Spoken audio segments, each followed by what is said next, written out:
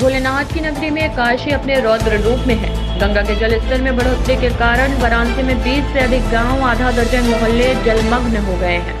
हालात ये है कि इन इलाकों में गंगा का पानी पहुंचने के बाद सैकड़ों घरों में 4 से 5 फीट तक पानी भर चुका है। हजारों लोग बेघर हो गए हैं। इतना ही नहीं, अब तटवर्ती इलाकों के साथ ही शहर के रिहायशी क्षेत्रों में भी गंगा का पानी पहुंच गया है और लोग पलायन करने के लिए मजबूर हो रहे हैं। वाराणसी के सामने घाट स्थित मारुति नगर इलाके में सैकड़ों घरों तक गंगा का पानी पहुंच चुका है। इसके अलावा सड़कें भी जलमग्न हो गई हैं। गंगा के जल स्तर में बढ़ोतरी के बाद अब इलाके के लोग भी घर छोड़ अपने रिश्तेदारों या भी गांव की ओर पलायन कर रहे हैं।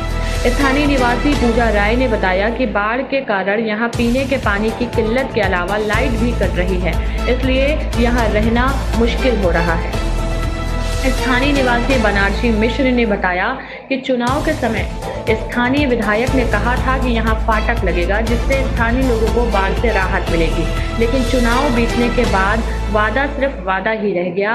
अब आलम यह है कि 2 दिनों से यहां गंगा का पानी है और लगातार जल स्तर में बढ़ोतरी हो रही है, तो हम लोग घर छोड़कर सुरक्षित स्थान पर जा रहे हैं। बहुत परेशानी है भाई। इसमें अभी चुनाव से पहले ये लोग वादा किए थे कि वहाँ फाटक लगेगा, पंप बैठेगा, बाढ़ की समस्या नहीं रहेगी, लेकिन पता नहीं क्या हुआ, उसमें कुछ पता नहीं चल पा रहा है। अभी तक गवर्नमेंट की तरफ से, प्रशासन की तरफ से कोई व्यवस्था भी यहाँ नहीं दी गई है ताकि हम लोग अंदर से बाहर निकल सकें। हम फ़ोन भी किए थे, लोग कह रहे हैं कि अभी ना अंदर जा ही नहीं पाएगी। तो कितनी समस्या, कितने दिनों से गंगा के जल स्तर बढ़ गया है? ये परसों दिन से। तो आप लोग अब कहीं और जाके ठीक है? अब तो और इन लोगों तो बच्चों को तो भेज रहे हैं दूसरे जगह, और लोग तो मकान छोड़ के तो पूर्णतः हम लोग जाएंगे नहीं, रहना ही पड़ेगा, क्योंकि फिर इसमें चोरी चमारी का भी डर रहता है। बहुत सारी समस्या हो रही है। कितने दिन से भी जल स्तर बढ़ा है? ये तो 3-4 दिन से जल स्तर ऐसे ही है। पानी पढ़ने वढ़ने में भी दिक्कत है? बहुत सब दिक्कत हो रहा है। कोचिंग भी बंद हो जा रहा है, आने आने में स्कूल भी बंद हो जा रहा है, बहुत सारी दिक्कत हो रही है। पढ़ाई करने में भी दिक्कतें हो रही हैं? बहुत सारी, लाइन भी कट जाता है। तो परिवार के लोग कहीं और जा रहे हैं? हाँ, कहीं और ही जाया जाएगा ना। घर में पानी हो गया है, फिर इतना सारा पानी है, सांप को हर चीज़ का दिक्कत हो जाता है, पानी का भी दिक्कत हो जाता है। Nimbus news live UP bureau report Varanasi.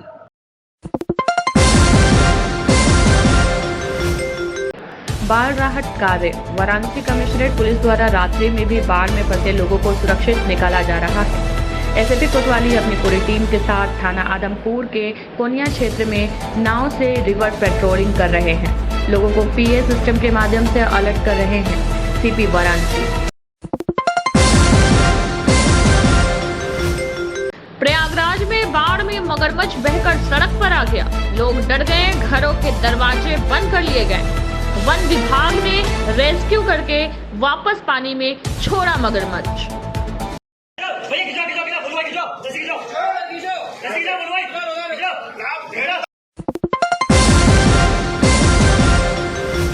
VVIP culture खत्म होने के बाद भी लाल बत्ती का जलवा कायम है। उत्तर प्रदेश सरकार में लगातार लोगों के द्वारा कानून की धज्जियां उड़ाते हुए अक्सर लोगों को देखा होगा, लेकिन थाना कोटार क्षेत्र में एक ऐसा मामला पहली बार देखने को मिल रहा है। पर एक दबंग होमगार्ड द्वारा अपनी कार में लाल बत्ती लगाकर अपना जलवा कायम करने के लिए अपनी गाड़ी में लाल बत्ती लगाकर गलियों में घूम रहा है। इस मामले में जब पुलिस अधीक्षक ग्रामीण संजीव वाजपेयी से बात की गई तो उन्होंने बताया कि यह गाड़ी थाना कोटार नगर के एक होमगार्ड की है, जिसकी तलाश की जा रही है। गाड़ी एवं उसके स्वामी को अरेस्ट कर कड़ी कार्यवाही की जाएगी। थाना कोटार क्षेत्र का मामला है। इसमें गाड़ी के नंबर से पता गया है तो गाड़ी एक होमगार्ड है, उसके नाम में है। उससे पूछताछ की गई तो ये पता चला है कि उसके बच्चे ने ऑनलाइन रेड लाइट मंगा ली थी और उस पर लगाई है। इस संबंध में कार्रवाई की जा रही है। हमारे संवाददाता सोनू सिंह चौहान की रिपोर्ट शाहजहांपुर से। Nimbus news live UP. Varanasi के नगवा क्षेत्र में बाढ़ से 18 बच्चे फंस गए थे, जिन्हें एनडीआरएफ की टीम ने सुरक्षित निकाला।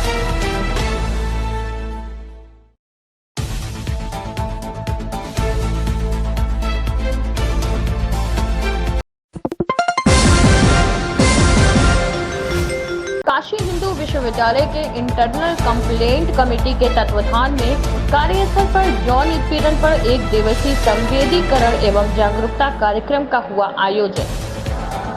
कार्यक्रम में मुख्य अतिथि पद्मश्री कमलाकर त्रिपाठी मौजूद थे। प्रोफेसर अरुण कुमार सिंह, कुल सचिव DHU एवं प्रोफेसर श्वेता प्रसाद, प्रोफेसर कविता शाह, अरुण जगधारी, प्रोफेसर JP राय एवं सभागार में विभिन्न विशेषज्ञों ने भाग लिया।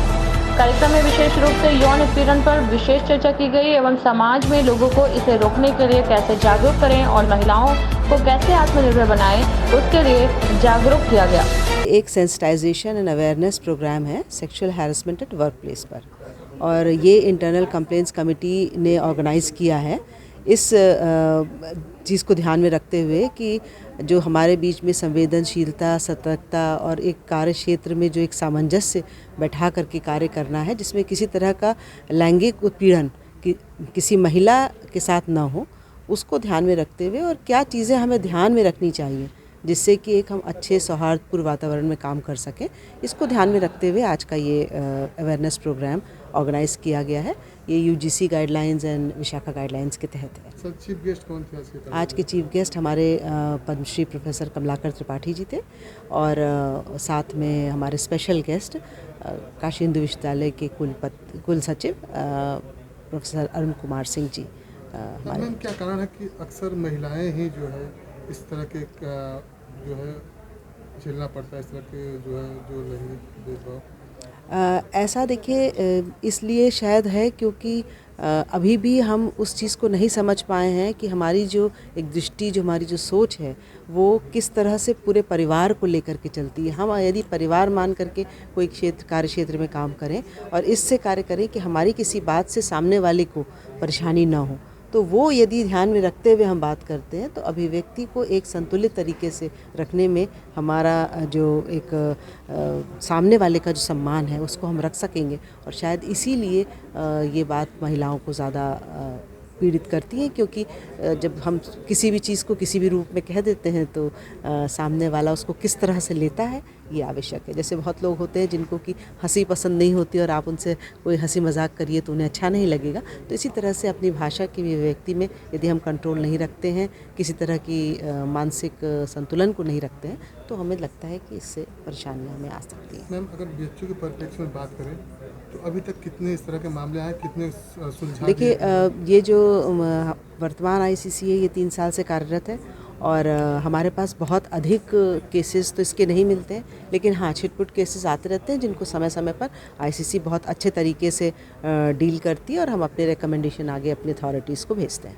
ये कार्यक्रम महिलाओं के और लैंगिक उत्पीड़न के बारे में था, जो हमारे विश्वविद्यालय का अपना एक क्षेत्र है, जहाँ की हम इंटरनल कंप्लेंट सेंटर, जो हमारे किसी भी कार्यकर्ता हो, कोई भी कार्य कर रहा हो विश्वविद्यालय में, अध्यापक हो, छात्र हो, महिलाएं हो, चतुर्थ श्रेणी के कर्मचारी हो, यह निराकरण करता है, उनकी बात को सुनता है, विवेक करता है, नीरशीर विवेक करता है, जिसमें कि कानून के विभाग के भी लोग हैं, समाजशास्त्र के लोग भी हैं, और उसके बाद वो इस निष्कर्ष पर पहुँचते हैं कि उत्पीड़न हुआ है कि नहीं हुआ है, और इसके बाद फिर वो उसके लिए प्रयास करते हैं कि आपस में अगर कोई वैमनस्यता है जिसके कारण हुआ हो उसको दूर करते हैं, और यदि संभव होता है तो कार्यक्षेत्र अलग अलग कर लेते हैं ताकि भविष्य में ऐसी संभावनाएं ना हो।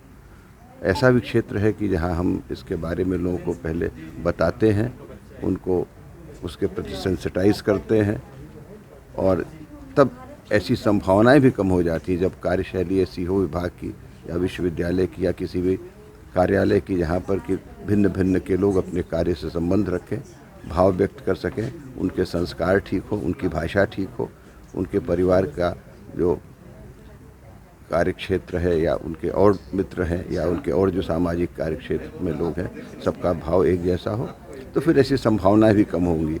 और इस बारे में भी विचार विमर्श हुआ कि हम इस तरह के वर्क कल्चर डेवलप करें, कार्य संस्कृति इस तरह की हमारी हो कि इस तरह के विचार में कभी वैमनस्यता हमारे आवे ना, और परिवार की तरह सब लोग रहें, ये हमारा उद्देश्य है। Bureau report, nimbus news live UP. स्वर्गीय डॉक्टर राजेंद्र पांडे के तृतीय पुण्यतिथि पर कवि गोष्ठी का आयोजन किया गया।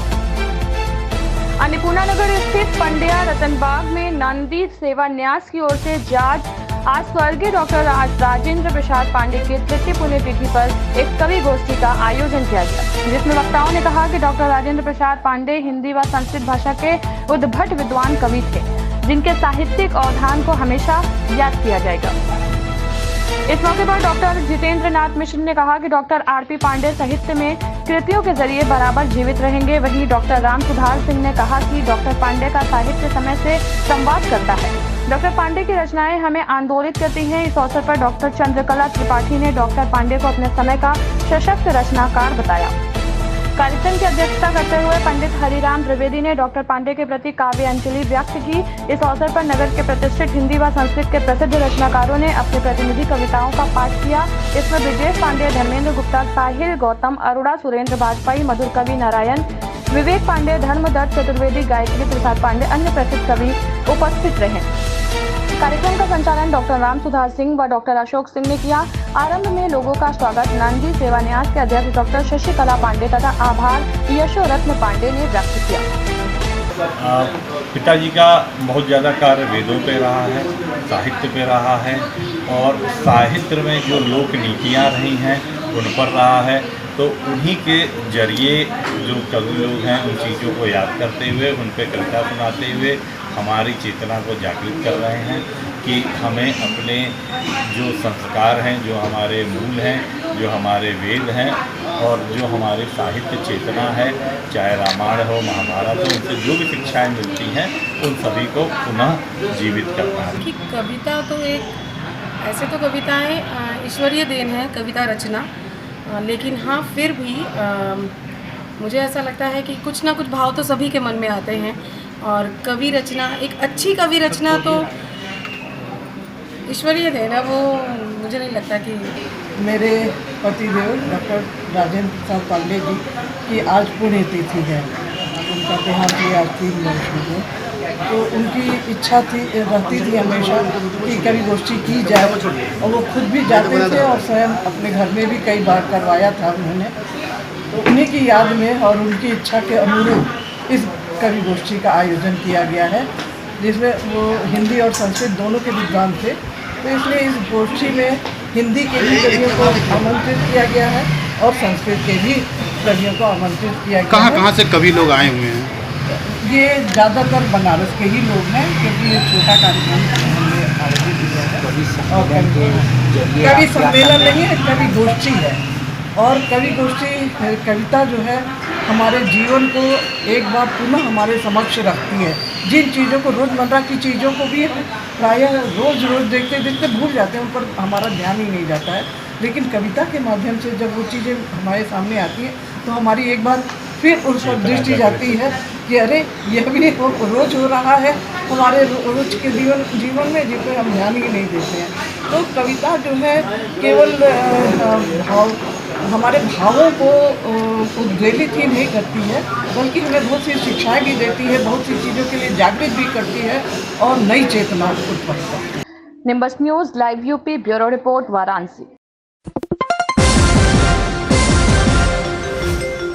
सुनो सुनो सुनो, अब्बास अंसारी वल्द मुख्तार अंसारी गाजीपुर में पिट गई डुगडुगी। लखनऊ पुलिस ने डॉन के बेटे के मकान पर कर दिया चस्पा कुर्की का नोटिस। 26 सितंबर तक का वक्त है अब्बास के पास।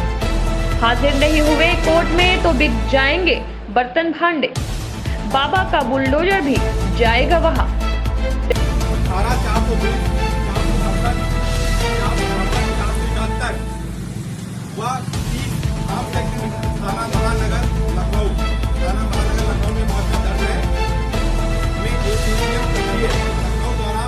अब्बास अंसारी पुत्र मुख्तार अंसारी निवासी यूसुफपुर जल्दी मोहल्ला थाना मोहम्मदाबाद के विरुद्ध 82 CRPC के कार्रवाई की गई है। ये नोटिस चिपकाया जा रहा है। इसके बाद 1 महीने का समय है। आए दिन उत्तर प्रदेश के मुख्यमंत्री योगी आदित्यनाथ वाराणसी में स्थलीय निरीक्षण करते हैं। उसके बाद इतनी बड़ी लापरवाही पीएम के संसदीय क्षेत्र में सोचने वाली बात है। चंद्रा चौराहा पंचकोशी रोड वाराणसी में अंशिका हॉस्पिटल में महिला की डिलीवरी करते समय मौके पर सारनाथ थाने की फोर्स मौजूद। परिजन का कहना है कि हमारे मरीज का इलाज कबीर चौरा हॉस्पिटल में चल रहा था। वहां के एक आशा ने कहा कि यहां इलाज अच्छा नहीं होगा, आपका इलाज अच्छा होगा। आशा ने महिला के परिजनों को लेकर चंद्रा चौराहा स्थित अंशिका हॉस्पिटल में लेकर आई, जहां उसका इलाज शुरू हुआ।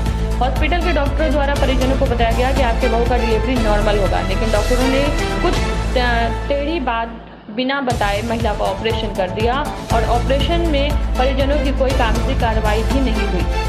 डिलीवरी हुआ, एक बच्चा पैदा हुआ। उसके बाद महिला की तबीयत बिगड़ने लगी, डॉक्टरों के हाथ पैर फूलने लगे, डॉक्टर और परिजनों में अफरा तफरी मचने लगी। डॉक्टरों ने हालत को सीरियस बताते हुए उन्हें नजदीक एक बड़े हॉस्पिटल में ले जाने की सलाह दी और खुद व परिजनों के साथ एम्बुलेंस में सवार होकर अस्पताल पहुंचे, जहां की महिला की मौत हो गई। परिजनों में काफी आक्रोश। अंशिका हॉस्पिटल में परिजनों ने काफी हंगामा किया। हंगामा की सूचना मिलते ही सारनाथ थाने की पुलिस वहां पहुंची और हंगामा करने वाले लोगों को समझा बुझाकर उन्हें थाने ले आने पर महिला के परिवार वालों ने एक लिखित तहरीर अंशिका हॉस्पिटल के खिलाफ दर्ज कराई और सारनाथ थाने की पुलिस कार्रवाई में जुट गई है। हमारे अपने बहू को लेकर आए हैं डिलीवरी कराने के लिए, लेकिन ये डॉक्टर नॉर्मल, हमारा पूरा केस था। सब डॉक्टर कह रहे थे आपके बहू को नॉर्मल बच्चा होगा। हम भी यहाँ पर लेकर आए कि नॉर्मल ही हो जाएगा बच्चा। बच्चा ले गई नॉर्मल होने के लिए। सुबह 9:30 बजे का आए थे, लेके गई 4:30 बजे बच्चा होने के लिए। कहाँ का मामला है? किस हॉस्पिटल का नाम? अंशिका हॉस्पिटल, चंद्रा चौराहा। आप कहाँ की रहने वाली है? गम्बरपुर पंचकोशी। अच्छा, कब लेके आई थी बच्चों को? सुबह 9:30 बजे परसों लेकर आए थे, 25 अगस्त को। कब मौत हुई है महिला की? महिला की मौत ये ऑपरेशन में से लेकर आई, ऑपरेशन गलत की, उसका पेट ऊपर से फाड़ दी। यहाँ पर हमारी बहू एकदम ठंडा हो गई। क्या चाहती है आप? हम इसका हॉस्पिटल से कराना चाहते हैं। पुलिस को सूचना दी, पुलिस द्वारा क्या कार्रवाई किया गया? अभी कुछ नहीं। सर, हमारा नाम राकेश कुमार गोड़ है। जो जिसकी जो मृत्यु हुई ना, हमारी भयो थी, हमारी चाची की पतोह थी। जो लड़का है ना, उसके पिताजी हैं, इकलौता लड़का ही था वो, हमारा भाई लगता है वो। ये मामला ये अंशिका हॉस्पिटल है, यहाँ का है सर। यहाँ पर शुरू में हम लोग देखिए सर, जांच करा रहे थे वहाँ पर, क्या बोलते हैं कि कबीर चौराहा में, ठीक। तो वहाँ से आशा आई, संपर्क हुआ, वो बोले कि चलिए हम अच्छा हॉस्पिटल में लेकर चलते हैं। हम लोग के पास रिपोर्ट भी है कबीर चौराहा का, वो यहाँ पर लेकर आए। यहाँ पर ये लोग की फीस लेते थे, वहाँ पर दवाई करके देते थे। तब जब होने वाला था बच्चा, इसलिए हम लोग आए लेकर के 9 बजे सुबह चाची लेकर आई थी। तो यहाँ पर डॉक्टर उसको रख लिए, पानी नहीं चढ़ा है, बोले कि नॉर्मल करेंगे। चाची बोले कि नहीं, हम नॉर्मल ही चाहते हैं। बोले कि नहीं, हम नॉर्मल ही करेंगे। जब सर 3:30-4 बजे मैटर आया, तो बोल रहे हैं दिखा कर थोड़ा सा बच्चा जो वो दिखा कर, हम लोग मुंडी दिखा करके बोले कि देखिए इससे नहीं हो पाएगा, अब इसका ऑपरेशन ही करना पड़ेगा। तो चाची बोले कि हमको देखिए स्वस्थ ही चाहिए। तो बोले नहीं ऑपरेशन, बोले नॉर्मल को नहीं ऑपरेशन करेंगे। तो सर हमको ऑपरेशन कर दिए। उसके बाद भी 1-2 घंटा लगा दिए, कुछ किया नहीं। ना वो ब्लड का टेस्ट कराए, ना वो कुछ कराए, ना रिपोर्ट देखे, कुछ भी देखवा नहीं किए। कह रही है कि कपिल चौड़ा का रिपोर्ट सरकारी तो फर्जी होता है। कौन कहा ये फर्जी? डॉक्टर बोले अंशिका जी, हम बुलाइए, हम बात करें उनसे, जो है वो बोली है। और सर यहाँ पर हम उनके थे, रिपोर्ट को फर्जी बताइए जी बोलिए। सरकारी अस्पताल को वो रिपोर्ट को बोलिए वो फर्जी है, उसका कोई मतलब नहीं होता है, वो सब क्या जानेंगे। ऑपरेशन के बाद क्या? जी सर, वहाँ पर ऑपरेशन किए, फिर हम लोग वहाँ बैठे थे, बोले कि अब नॉर्मल हो गया, मिठाई मंगाइए सर। अब देखिए खुशी की बात था, सब लोग मिठाई लिया सर, एक खुद सब लोग खाए, पानी पिए। उसके बाद धीरे धीरे माहौल हो गया, ठीक आगे खाली तो रही है, ऐसे करते फिर सर अंदर तक घबरा रही है। फिर आशा को फोन करे, आशा आई, सब गए चेम्बर में। हम लोग से बोले कि 5,000 रुपया लगेगा, 5,000 रुपया दीजिए, हम उसको सुई मंगाएंगे, इसको अभी वो करेंगे। हम लोग सर तुरंत पैसा दिए, 5,000 नहीं 4,000 रुपया हम दिए हैं। 4,000 रुपया दिए ना, डॉक्टर बुलाई, तुरंत ब्लड टेस्ट होगा। ब्लड टेस्ट वालों को बुलाई सर, वहाँ पर ऑपरेशन करने के बाद वहाँ पर ब्लड टेस्ट वाले आए, ब्लड का टेस्ट किए सर, रिपोर्ट नहीं पता, ऑपरेशन हो चुका है, तब ब्लड टेस्ट करे, उसको क्या कमी था उसी ने जानेंगे सर। उसके बाद में देखिए सर, वहाँ से हम लोग लगा माहौल बिगड़ रहा है, तुरंत ऑक्सीजन लेकर आए, दौड़ कर उसके नाक में लगाई और करिए हर जा सब लोग, हम लोग सर लगे, सब लोग रोने। देखिए सर, इधर उधर सब लोग एकदम विक्रांत हुए। तुरंत वहाँ का दीर्घायु का वो मंगाई एम्बुलेंस, उस पर लादना। हम बोले सर, हम बोले सर वहाँ पर नहीं ले जाएंगे, हमारा जहाँ मंदिर वहाँ ले जाएंगे। हम लोग दीर्घायु में ले जाए, चाहे कहीं भी ले जाए, उससे बड़े अस्पताल में ले जाए, हमारा परिवार है सर जी, हम लोग ले जाएंगे नहीं, हम उसमें ले जाएंगे सर। वहाँ का ड्राइवर भी नहीं माना। हम लोग जाके वहाँ पर वो क्या नाम है, आदित्य हेल्थ केयर में सर, डॉक्टर से बोले सर ऐसा बात हो गया है, हम लाना चाहते हैं। वो बोले सर हम ठीक है ला रहे हैं। सर आते आते ये डॉक्टर आइन उसमें बैठे सर, वहाँ पर कैमरा चेक कर सकते हैं दीर्घायु में सर जाकर के। ये लो, परिजन हमारे कोई नहीं, बस। Nimbus news live UP, bureau report Varanasi. 26 अगस्त 2022 को शाम को 4 बजे केसरवानी वैश्य युवा महिला सभा वाराणसी द्वारा तीजोत्सव कार्यक्रम का आयोजित किया गया। सिगरेट स्थित पिंड बलूची के शगुन हॉल में किया गया। कार्यक्रम का शुभारंभ संस्था के पदाधिकारी व सदस्यों द्वारा कश्यप जी के माल्यार्पण और गणेश वंदना से हुआ। संस्था के संरक्षिका CA रश्मि केसरवानी, सुष्मिता केसरवानी व सुमन केशरी ने सभी सखियों को तीजोत्सव की बधाई दी। मंच संचालन का कार्य संस्था के महामंत्री ममता केशरी व उपाध्यक्ष श्रीमती अंकिता केशरी ने किया। संस्था की अध्यक्ष श्रीमती ममता केशरी ने बताया कि हरितालिका तीज हम सुहागिन महिलाओं के लिए बहुत बड़ा पर्व है। जिस प्रकार भगवान शिव पार्वती का अटूट रिश्ता है, उसी तरह हम सुहागिन स्त्रियां तीज व्रत कर मां मंगला गौरी से अपने पति की मंगल कामना करती हैं। संरक्षिका सुमन केसरी ने जीवन में कलश और अक्षत का महत्व बताया व प्रश्नोत्तरी के माध्यम से उपस्थित महिलाओं के ज्ञानवर्धन जानकारी दी। कार्यक्रम में महिलाओं ने एक से बढ़कर एक नृत्य, गीत, संगीत, कविता, कजरी, हास्य, कव्वाली व गेम का भरपूर आनंद लिया। कार्यक्रम के अंत में सभी सदस्यों को सुहाग का पोटली वितरित किया गया। धन्यवाद ज्ञापन संस्था के उपाध्यक्ष श्रीमती शालिनी केशरी ने दिया। कार्यक्रम में ममता, कविता, साक्षी, जया, अनुपमा, सीमा, अंशु, ज्योति, सुषमा, रश्मि, रजनी, लक्ष्मी, मीनाक्षी, बबली, सुरेखा, प्रिया, प्रियंका, वंदना, काजल, प्रतिभा, उषा, कुसुम, सोनी, गुड़िया, माधुरी, रीमा आदि सैकड़ों महिलाएं उपस्थित रहीं। वहीं तीज क्वीन प्रतियोगिता में तीज क्वीन बनी प्रथम रनर व द्वितीय रनर। प्रथम रनर संरक्षा CS रश्मि केशरवानी ने मोरनी बागा में गीत गाया। कव्वाली खुद हंसते जाइए और औरों को हंसाते जाइए, ग्रुप डांस, चौमोसों की मस्ती, सखिया व संग जन्मदिन की बधाई के साथ कार्यक्रम का संपन्न हुआ।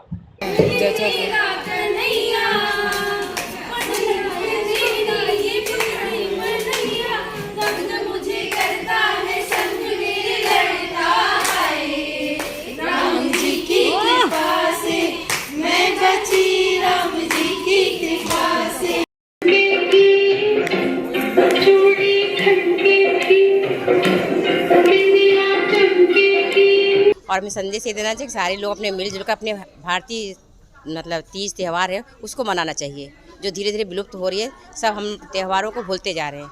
नई युवा पीढ़ी, हाँ, नई युवा पीढ़ी को हमने उनको तीज में क्या करना चाहिए, कुछ इसके विषय में बताएंगे, उनको जानकारी देंगे हमारे चैनल के माध्यम से। नई युवा पीढ़ी को बोलेंगे अपने धर्म को पालन करें, परंपराओं को करते हैं, जो भूलते जा रहे हैं उसको करें नई पीढ़ी को। तो आज का विनर कौन बना है? आज की विनर हमारी बनी है सुलेखा जी, बनी है तीज की विनर। और फर्स्ट रनर काजल जी बनी है और सेकंड रनर प्रीति जी बनी है। तो क्या संदेश दे रही हैं आप इस तीज में? चारों तरफ ये हमने कलश रखा हुआ है। ये हमने इसमें कलश जो है ब्रह्मा विष्णु महेश इन तीनों का इसमें स्वरूप माना जाता है। अन्नपूर्णा चावल का दिया हुआ है कि अन्नपूर्णा माँ को याद करते हुए धन लक्ष्मी जी ने पैसा लगाया लक्ष्मी जी को, और इसमें बिंदी जो लगा है वो पार्वती जी का है कि मंगला गौरी सबका जो है सौभाग्य सुहागन रखे। आज हमारे यहाँ तीज कार्यक्रम का आयोजन किया गया है, जिसमें कई सारी प्रतियोगिताएं और डांस और नृत्य संगीत का कार्यक्रम किया गया था। और जिसमें महिलाओं ने 100 के आसपास महिलाओं ने बढ़ चढ़कर हिस्सेदारी की। और इसमें तीज क्वीन की भी प्रतियोगिता हुई, जिसमें हमारे यहाँ सुलेखा जी ने प्रथम तीज क्वीन का पुरस्कार प्राप्त किया। उसके अलावा फर्स्ट और second runner up Preeti ji और काजल जी ने पुरस्कार हासिल किया। तो आज बहुत ही हर्षोल्लास के साथ, और इसके साथ ही एक संदेश भी दिया गया है कि महिलाओं को हमेशा आगे बढ़ते रहना चाहिए, अपनी सारी प्रतिभाओं को खुल करके उनका विकास करना चाहिए और आगे बढ़ना चाहिए इसी समाज को। और इसी संदेश के साथ